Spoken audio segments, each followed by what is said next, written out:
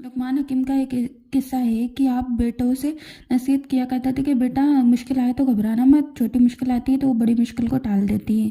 फिर अपने बेटे के साथ उस वक्त के वक्त नबी से मिलने के लिए चलते हैं, क्योंकि लंबा रास्ता था तो आपने खाना पानी सब साथ में ले लिया और घोड़ों के साथ चल दिए।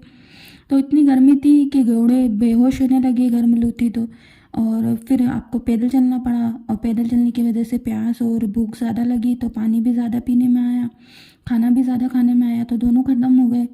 आगे चले तो बहुत ज़्यादा पैरों पे लोट आने लग गया, तो बेटे की पैर की जो हड्डी थी वो अंदर की तरफ चली गई और बेटा चलने से माजूर हो गया। और फिर उन्होंने लुकमान हकीम साहब ने जैसे ही पैर की हड्डी सही करना चाहिए तो उसमें से खून के फव्वारे निकलने लगे और बेटा बेहोश हो गया। उनको देख कर लुकमान हकीम के भी आंखों में आंसू आ गए। जो बेटा होश में आया तो देखा कि माँ बाप तो सब्र का कहते हैं और कहते हैं कि छोटी मुश्किल आती है तो बड़ी मुश्किल टल जाती है, ये क्या हो रहा है। तो फिर वो फरमाते हैं कि मैंने जो बात कही है वो सच्ची है बेटा, ना तू रब की हिकमतों को जानता है ना मैं पूरी तरीके से जानता हूँ। हर मुश्किल के बाद आसानी ज़रूर आती है, क्योंकि अल्लाह पाक का कहना है कि फ़इन्ना माल उसरे युसरन इन्ना माल उसरे युसरा, मेरा ईमान है ज़रूर आसानी होगी।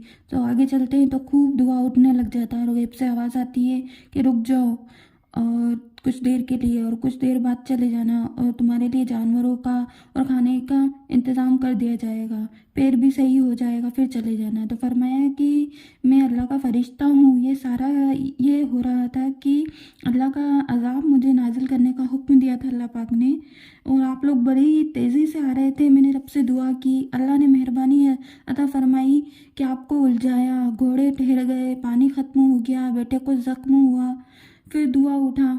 मुश्किल पे मुश्किल ये जो आपको दरपेश आ रही थी वो उसी की वजह से आ रही थी। अल्लाह पाक तुम्हें अजाब से बचा रहे थे, तुम समझते न थे। बाप बेटे एक दूसरे को देखकर फरमाने लगे, अफजल ज़िक्र ला इलाहा इल्लल्लाह।